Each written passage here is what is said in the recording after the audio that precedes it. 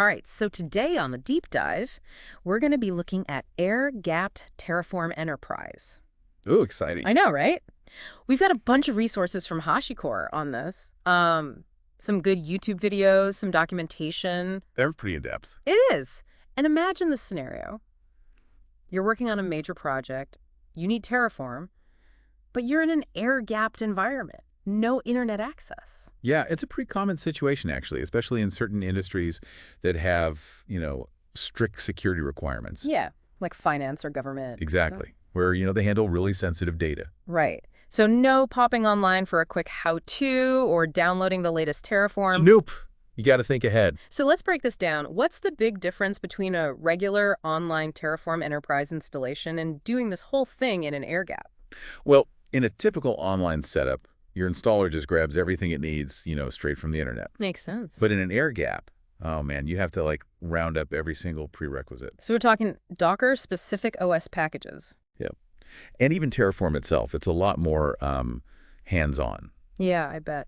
So is HashiCorp, leaving us to fend for ourselves here? No, no, no. They've got this thing called the air gap bundle. Basically, it's this single file with everything the installer needs. That sounds like a lifesaver. It is. You get it through their sales team. Then you got to transfer it to your air-gapped environment.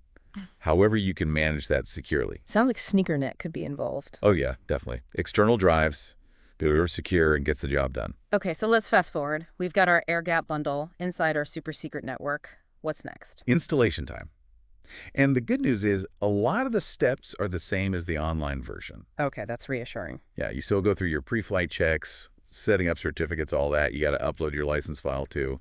But the main difference is you pick the air gap installation type and tell the installer where that bundle is. So it's not a totally different beast. Yeah, no. But, seeing is believing, right? Always helps. HashiCorp actually has this great YouTube video. It's called Deploying Terraform Enterprise in Air Gap Networks. Larry Eichenbaum, a senior solutions engineer there, he does this whole live demo on AWS. Cool. What's the demo like? So they simulate the air gap by shutting down access to external IPs on AWS instance, just like in a real air gap. So they're really mimicking what our listener would be doing in their own environment. Exactly. You can really visualize the whole process. Perfect. Okay, so let's say we've got everything installed and running. Now fast forward, we need a new Terraform version or a provider update. What do? We're in an air gap, remember? Yeah, that's the thing with air gaps. It's not just the initial setup, it's the ongoing maintenance. But HashiCorp has a couple of solutions for this. Solutions. Tell me more. This is what we need. Well, first there's the Terraform bundle utility. What's that do? Think of it like you're making your own mini air gap bundles, just for updates. Okay, I'm listening. You list out all the specific Terraform binaries and providers you need. You put that all in a config file, run the Terraform bundle command, boom, custom bundle ready to ship into your air gap. So you're basically hand-picking the updates you want. Pretty manual though, right? It is a bit, but there's another option, the network mirror feature. But you got to be using Terraform client version 13.2 or later. Okay, what's this one all about? So you set up this internal pipeline that fetches updates from HashiCorp automatically, puts them on a server inside your air gap, like having your own private offline mirror of HashiCorp stuff. Okay, now that's clever. Way less manual than those individual bundles. Oh, for sure. Saves you tons of time and hassle. Now, you mentioned these HashiCorp videos are packed with insights. Anything in particular that stood out to you? One thing that really stuck with me is they emphasize practicing the installation, in a non-production environment, Why is that so important in an air gap? I mean, you practice for everything else, right? Oh, yeah, for sure. But think about it. In an air gap, you can't just, Google something if you hit a snag. No quick downloads if you forgot a dependency. You're really on your own. You are. So practicing beforehand in a safe space, it just makes sense. You work out any kinks and build that confidence. Less chance of things going sideways when you go live with it. Exactly. Minimizes the risk. Now, this is just the tip of the iceberg when it comes to air-gapped Terraform. There's a lot more to unpack. So in the next part, we're going to dig deeper into sensitive variables and version control in this unique environment. Stay tuned.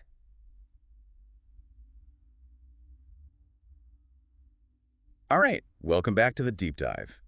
Last time, we kicked off our look at air-gapped Terraform Enterprise. Yeah, the initial setup, that whole process. Right, we talked about that air-gap bundle, remember? And practicing, a lot before going live. Crucial stuff. Totally. But now, let's get into some of the trickier bits of managing Terraform offline. Like, what about the state file? It's kind of a big deal, right? Oh, yeah. The state file. It's like Yeah. Terraform's brain. It keeps track of everything you've provisioned, all the configurations. Right, Terraform's memory. But in an air gap, where do we even put it? Cloud storage is out of the question, right? Yeah. Exactly. So you could just stick it on the local file system within the air gap. Okay, that seems simple enough. Yeah, but it's not that straightforward. Think about access control. You don't want multiple people messing with the state file at the same time. Oh, right. That could cause some chaos. Big time. And then there's backups. What if the server hosting the state file crashes? And disaster recovery. Got to think about that too. So what's the solution? HashiCorp must have some recommendations, right? They do. They suggest using a dedicated tool, something like HashiCorp Console. Console, what is that? So Console is this distributed key value store, and it's really good at, providing a central location for your state files, a secure one too. Okay, but why console specifically? I mean, are there other options? Oh, there are always options, but Console, it just ticks a lot of boxes. Access control, you get fine-grained control over who can do what. Replication, so it copies your state file across multiple servers. And disaster recovery, just in case the worst happens. So it's not all your eggs in one basket, so to speak. Exactly. Resilience and security built right in. Plus, Console can do other things too, like service discovery. Service discovery. Now, remind me what that is again. It's been a while. Oh, it's super helpful, especially in an air gap. Think about it. You've got multiple Terraform Enterprise instances running, maybe some other tools too. Service discovery is like a directory. It tells these services how to find and talk to each other. Ah, like a phone book for your air-gapped services. Exactly. Keeps everything connected.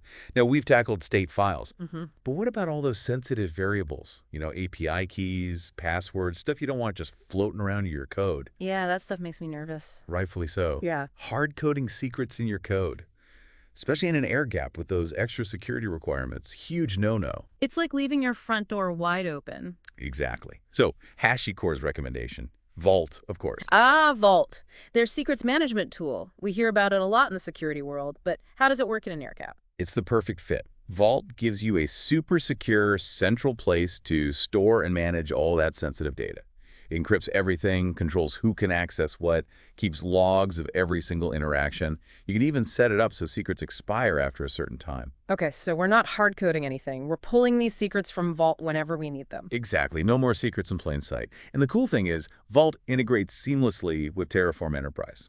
So it's not like a separate system we have to manage on top of everything else. Nope, it's all connected. Yeah. And they have this thing called dynamic secrets. Have you heard of those? Dynamic secrets rings a bell, but I'm a little fuzzy on the details. So instead of using long-lived credentials that could, potentially be compromised, Vault can generate temporary ones on demand. Oh, I see. So it's like getting a one-time passcode for something instead of having a key that works all the time. Yeah, that's a good way to think about it. Those temporary credentials expire after a short period, so even if someone gets their hands on them, they're useless after a while. Okay, that makes sense. Especially in an air gap where security is everything. Exactly. It's just a much safer way to handle credentials. Now, we've covered state files, sensitive variables, but what about, all the other tools? Version control, for example. Yeah. Can't imagine pushing code to a public GitHub repo from an air gap. Yeah, that's a non-starter. You got it. Yeah. But you can set up an internal Git server within your air gap, of course. So we're creating our own little private GitHub. Basically, there are lots of options out there. You got GitLab, Bitbucket server. You could even just run a basic Git server on a Linux machine. Okay, so options galore. But does this internal Git server play nicely with Terraform Enterprise? Oh yeah, seamless integration. Same as if you were using a public Git provider. You can trigger Terraform runs automatically when code gets committed, use branches for different environments, the whole 9 yards. So same workflow, just adapted for the offline world. Exactly. Now, speaking of workflows, remember how they emphasized a solid branching strategy in those HashiCorp videos? Right, for managing changes and promoting code through different environments. Yeah, and in an air gap, that's super important. Why is that? I mean, branching is always a good idea. Right, for sure. But in an air gap, everything's more controlled, more deliberate, A good branching strategy just makes sure you're not accidentally deploying untested code to your production environment. Oh, right. Big oops if that happens. Yeah, it could be catastrophic. So you have separate branches for development, testing, production. You test everything thoroughly before it goes live. Okay, that makes sense. Keep those lanes of traffic separate. Exactly. Minimize the risk, make those changes in a controlled way, and of course you got to have code reviews. Oh, yeah. Can't forget about those. Fresh eyes, always helpful. especially in an air gap. Yeah. You might not have as much access to outside experts. So having multiple people check the code, it just makes sense. Catches errors, security vulnerabilities, and it's good for knowledge sharing within the team. Win-win. Now, what about CI/CD? Continuous integration, continuous delivery. Those usually rely on external services, right? You're right, they do. So in an air gap, it's a bit more involved. Let me guess, some sneaker net action. There might be some of that, yeah. But you want to automate as much as possible, even with the air gap limitations. One approach is to use a CI/CD system that you can deploy on premises. Okay, like bring the CI/CD party inside the air gap. Exactly. There are options out there like Jenkins or GitLab CI. You set up your pipelines there, build, test, package your code, and then trigger those Terraform runs inside the air gap. So we're finding workarounds, adapting existing tools to fit this unique environment. You got it. It's all about creativity and flexibility. This whole conversation, it keeps circling back to DevSecOps. That idea of integrating security into every step. Oh, yeah, for sure. And in an air gap where security is paramount, DevSecOps becomes even more crucial. It's not just about building walls around your systems, it's about making security part of the DNA of your development process. Exactly. And Terraform Enterprise is a great tool for that. Infrastructure as code, integration with Vault, Sentinel. We've talked about Vault, but remind me what Sentinel is again. Sentinel. That's HashiCorp's policy as code framework. You use it to define policies, like rules, that govern how your infrastructure is configured, who can access it, what actions are allowed, and these policies are written in code and enforced automatically as part of your Terraform workflows. Okay, so it's like having this automated security guard that checks every action against the rulebook before anything happens. Perfect analogy. It's about shifting security left, making it part of the development process, not something you bolt on at the end. And it empowers developers to be responsible for security, right? Give them the tools and knowledge to build secure infrastructure from the start. You got it. It's about creating this culture of security awareness across the entire team. Now, before we move on, I want to touch on collaboration in an air gap. It seems tricky, right? Limited connectivity, stricter access controls. Yeah, definitely a challenge. But Terraform Enterprise has some built-in features to help with this. Things like team management, role-based access control. So it's not just a free-for-all. You control who has access to what. Exactly, the right access for the right people. And then there's the private module registry. Modules, right, those reusable chunks of Terraform code. Yep, and the private module registry is where you share them within your air gap. It's great for promoting code reuse. Different teams can leverage each other's work. Avoid reinventing the wheel every time. Exactly. And because it's a private registry, it's secure. You're not accidentally leaking sensitive info. So it's like a shared library of infrastructure building blocks, but curated and secure. Perfect way to put it. Promotes efficiency, consistency across teams. We've covered a lot today. State files, sensitive variables, version control, CI/CD, even DevSecOps. There's a lot to digest. It is. But the key takeaway is managing Terraform in an air gap, it's doable. Definitely doable. It's just about adapting, finding the right tools, and being creative. And never forgetting about security. Absolutely. Now, before we wrap up this part, there's one more thing we got to talk about. Testing. Testing, right. I was wondering when we'd get to that. Can't just skip testing, can we? Oh, absolutely not. And in an air gap, testing is even more critical. I bet. Because you can't just spin up a test environment in the cloud, right? Nope, got to do everything offline. So you need to plan your testing really carefully. So it's like setting up a science lab on a submarine. You have limited resources, and you can't just order new equipment whenever you need it. Great analogy. Preparation is everything. Now, when it comes to creating a testing environment, you want to mimic your production environment as closely as possible. Even though you're limited to what's available in the air gap. Yeah, it's a challenge. You might need to set up virtual machines or containers that have the same specs as your production systems. So like create a mini version of production, but inside the air gap. Exactly. Minimize the differences so your tests are accurate and reliable. The closer your testing environment is to production, the more confident you can be that your code will work when it's deployed. That makes sense. So what about testing tools? Can we still use the usual suspects, even if we're offline? You can, but you'll need to package those tools and any dependencies and air gap them into your testing environments. Like packing for a camping trip, make sure you've got everything you need before you head into the wilderness. I like that analogy. So once we've got our testing environment and tools sorted, what's next? HashiCorp is a big advocate for automated testing, especially in an air gap.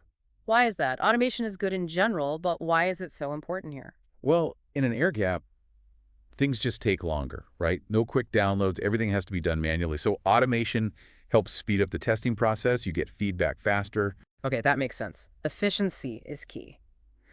So, what are some tools that can help us with this automated testing? There are a few options out there, but HashiCorp recommends things like TerraTest or Inspect. Hmm. You write your tests, integrate them into your CI/CD pipeline, and they run automatically every time you change your code. It's like having this robot that checks your code for errors 204/7, no coffee breaks needed. Exactly. Catches those errors early, make sure your code is solid and reliable. Now remember, not all tests are created equal. Right, there are different types, right? Like some test smaller chunks of code, others test the whole system. You got it. HashiCorp talks about unit tests, integration tests, and end-to-end tests. It's like building a house. You test each brick individually, then you test how the bricks fit together to form a wall, and then you test the entire house to make sure it's structurally sound. Love the analogy. So we need a layered testing strategy that covers every angle of our air-gapped Terraform environment. Absolutely. And it's not just about testing that the code works. It's about testing that it works specifically in the context of your air gap, with all its limitations and dependencies. It's like a specialized stress test, tailored for the air gap. Exactly. Now, as we've been talking about testing in this restricted environment, it's maybe realized that maybe these limitations can actually be a good thing. Oh, how so? Well, because you have to be more creative, more resourceful. It's like solving a puzzle with fewer pieces. I see what you mean. Hmm. You can't just rely on external services. You have to really understand your systems inside and out.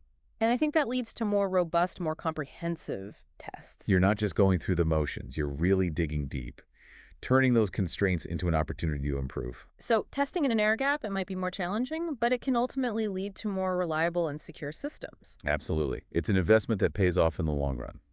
Now, we've covered testing, but there's one more crucial piece we can't forget: documentation. Documentation, right, gotta have that. But is it really that different in an air gap? It is.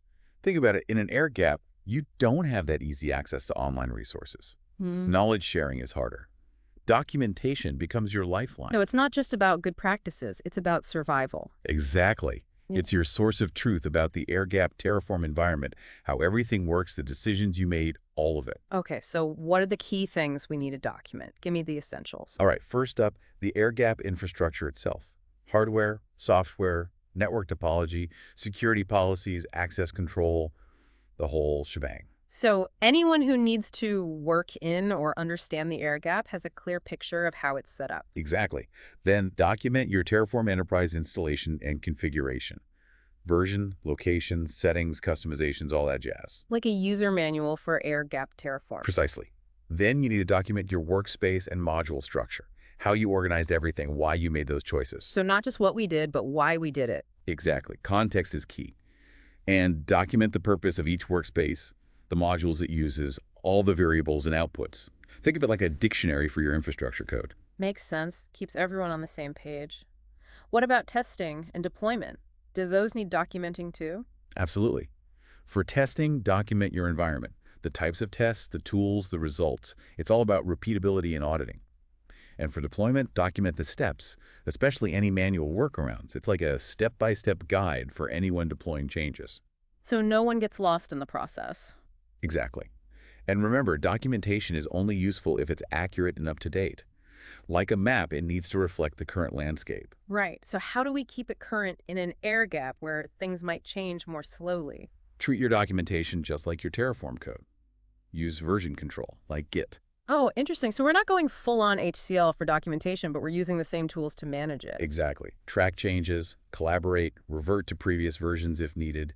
It keeps everyone in sync, and you have a clear history of all the changes. Now, as we've been talking about all this, it's made me realize that documentation is about more than just technical details. Absolutely. It's capturing that institutional knowledge, the why behind the what. Yeah, the reasoning behind decisions, any trade-offs, lessons learned. Preserve that knowledge so others can benefit from it. Exactly. It helps future team members understand the context, avoid making the same mistakes. It's like creating a history of your air-gapped Terraform journey, a guide for future explorers. I love that analogy. It's about making sure your air-gapped Terraform environment is sustainable, even as team members come and go. So we've covered a lot in this part, from state files to testing, documentation, the works. It's a lot to process, but it's clear that managing Terraform in an air gap, it's not for the faint of heart. Oh, for sure.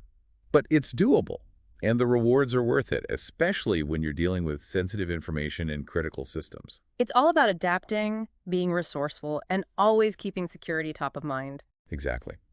Now, in the final part, we'll zoom out and look at the bigger picture. Why does all of this matter? What are the implications for organizations? Stay tuned for the grand finale. Welcome back to the deep dive.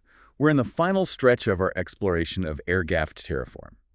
We've gone through the setup, managing those tricky bits of information, and even tackled the testing and documentation side of things. Now I think it's time to step back and look at the bigger picture, right? Yeah, absolutely. We've covered a lot of ground, but it's important to understand why all of this matters. What are the real-world implications of managing infrastructure in this way? What's the so what? Exactly. I think a good place to start is understanding why we're seeing this surge in air gaps in the first place. What's driving this trend? Well, a big factor is cloud computing. More and more organizations are moving their workloads to the cloud, but that also means inheriting new security risks. It's a double-edged sword, right? And for industries dealing with highly sensitive data like finance, government, healthcare, those risks are magnified. So air gaps become this extra layer of protection for those critical systems, kind of like a digital fortress, keeping them separate from the sometimes chaotic world of the public internet. Exactly. Minimizing that attack surface. Yeah. And it's not just about external threats. Air gaps can also help prevent insider threats. Right. So whether it's a malicious employee or just someone making an honest mistake, those sensitive systems are better protected. Exactly. It's about limiting the potential damage no matter where the threat comes from. And we can't forget about the evolving nature of cyber attacks themselves. Oh, yeah. Things are getting pretty sophisticated out there. They are targeted attacks, advanced persistent threats, malware that's constantly changing. It's a constant game of cat and mouse. So an air gap adds another layer of complexity for those attackers. It's not an impenetrable wall, but it definitely makes their job harder. Absolutely. And let's not forget about compliance. There's a whole alphabet soup of regulations these days: GDPR, HEPA, and the list goes on. Right. Organizations have to demonstrate that they're taking data security seriously, not just saying it, proving it. Exactly. And for many organizations, especially those in heavily regulated industries, air gaps are becoming non-negotiable. They're not just a best practice anymore. They're a must-have to meet compliance requirements. So you've got these converging trends, cloud migration, increasingly sophisticated cyber attacks, and the ever-growing web of regulations. It's like they're all pushing organizations towards these more isolated environments. It's like a perfect storm. And tools like Terraform Enterprise are stepping in to help organizations navigate these choppy waters. It's about bringing those modern infrastructure management practices, automation, infrastructure as code, into these highly secure and isolated environments. It's a pretty big deal. You know, this whole conversation about air gaps has really made me think differently about security in general. Oh, yeah. In what way? Well, in a traditional data center, you rely heavily on physical security, right? Locked doors, guards, cameras. But in an air gap, the focus shifts to logical security. A whole different mindset. Right. Network segmentation, access control, encryption. It's like those medieval castles with moats and drawbridges are replaced with digital fortresses protected by firewalls and intrusion detection systems.